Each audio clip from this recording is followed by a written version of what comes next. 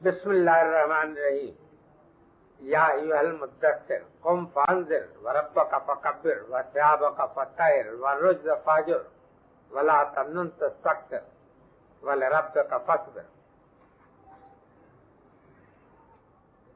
جو معنی مزمل کے ہیں وہی معنی مدثر، جو وزن اس کا ہے وہی وزن اس کا ہے. جس طریقہ سے وہ متزمل ہے اسی طریقہ سے متدثر. سمجھا؟ دثار کے معنی بھی چادر کے، کمبل کے. سمجھا؟ اسی طریقہ سے اس لفظ کی بھی یہی تحقیق ہے. مزاجن دونوں صورت ایک پہ. البتہ یہ ہے کہ چونکہ اس کی طعام ہے تو عمود میں تو کوئی فرق نہیں، البتہ بات آگے بڑھ گئی. سمجھا؟ بات ایک قدم آگے بڑھ گئی ہے. اور وہ تحدید و وعید کی جو اس میں اجمالن تھی نا، جو خطاب کر کے کہا ہے کہ ہم نے تمہاری طرف اسی طرح رسول بھیجا جیسے فرعون کی طرف موسیٰ کو بھیجا تھا، تو اچھی طرح سوچ لو کہ بات کہاں تک پہنچتی ہے. اگر تم اس تکذیب پاڑے رہ گئے تو اس کے کیا کیا نتیجے ہو سکتے ہیں. وہاں اجمالن تھی، اس میں کھول دیا ہے. لیکن سورہ اپنی بلاغت میں اتنی زوردار ہے کہ وہ قابو میں نہیں آتی. یعنی زبان اردو جو ہے نا وہ تمام مطالب کا احاطہ کرنے سے قاصر رہ جاتی ہے، اسلوب نہیں ملتے. لیکن جتنا بھی سمجھ میں آ جائے اللہ کا فضل ہے.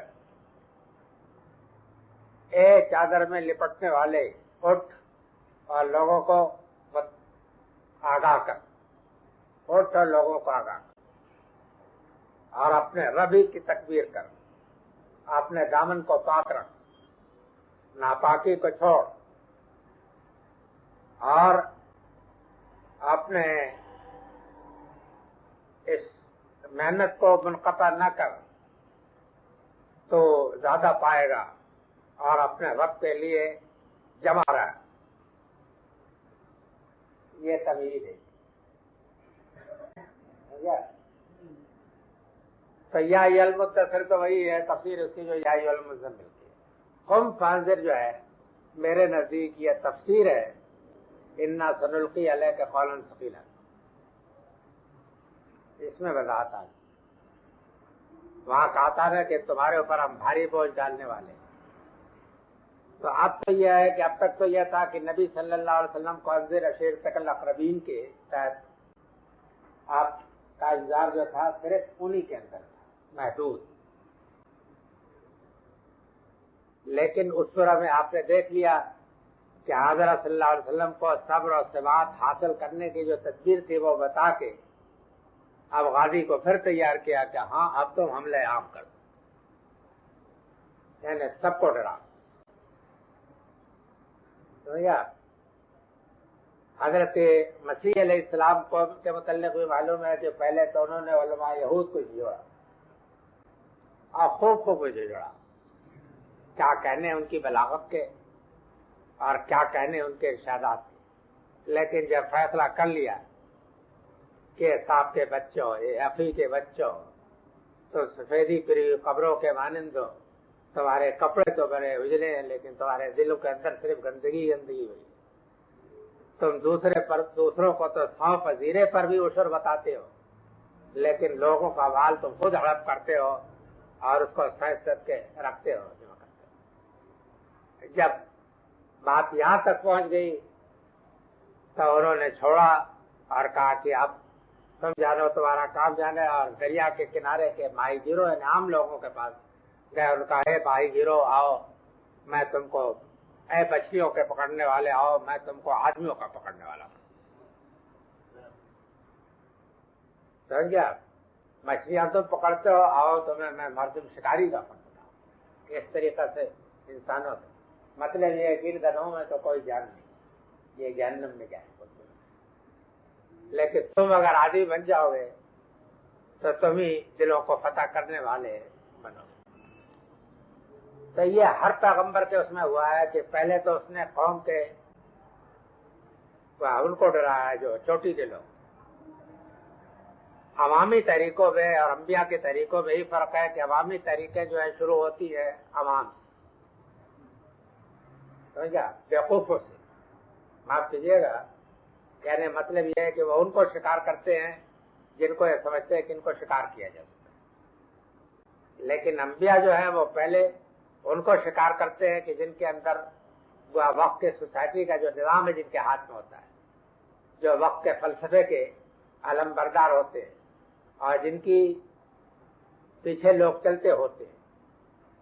تو اس کی وجہ یہ ہے کہ صحیح طریقہ یہ کہ پہلے ان کو بیدار کیا جائے، اور اگر وہ نہیں جب مانیں گے تو بہرحال اللہ کی رحمت عام ہوگی، تب اس کے بعد وہ نیچے جاتے ہیں۔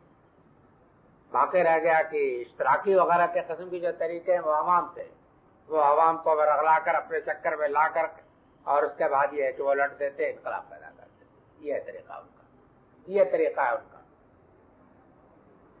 تب اس کے بعد یہ ہے کہ نبی صلی اللہ علیہ وسلم کو اس میں حکم دیا گیا کہ اب اٹھو اور انذر، آگاہ، اعلان کرو، نادی کرو، انذار کرو۔ ظاہر ہے کہ یہ مطلب یہاں یہی ہے کہ اب عام منادی، سمجھا، سب کو جھجوڑو، سب کو جگاؤ۔ اس لیے کہ آپ نے دیکھ لیا کہ طائف اور مکے کے سرداروں کو تو آپ نے جگا کے دیکھ لیا کہ یہ سونے والے، یہ موت کی نیند سوئے جاگنے والے تھے۔ اب اس کے بعد یہ ہے کہ آپ نے تو یہ حکم ہوا کہ اب عام منادی کرو، چنانچہ آپ نے عام دعوت شروع کر دی۔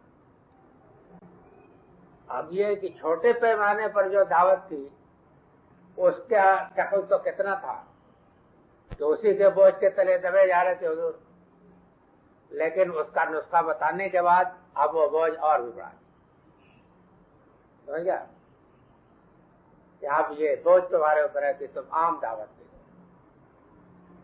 اور رب کا فکبر، اور اپنے ربی کی تکبیر کرو۔ یعنی مطلب یہ ہے کہ باقی جتنے اصنام اضلاع میں جتنی چیز ہیں معبود، اور جتنے بھی پروہت اور جتنے بھی مندر اور جتنے بھی منڈپ ہیں، ان سب کو خلاف جو ہے نا صرف اپنے رب کی تکبیر بڑھائی کرو، یہی دین کی بنیاد ہے، سمجھ گیا۔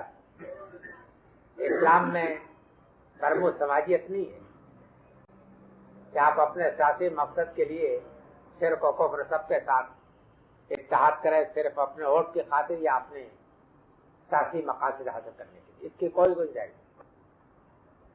تاریخ یہ بتاتی ہے کہ سیاسی لوگوں کا دین ہمیشہ اکبر کا دین الہی رہا، اکبر ہی گنہگار نہیں، اکبر کا جو دین الہی تھا نا، وہ جانتے ہیں کہ نہیں، اس کی تاریخ سے واقف ہیں کہ وہی جو برمو سماجیت کا ہے، بابر امن باب سلمہ اللہ اللہ بابر امن رہا تھا۔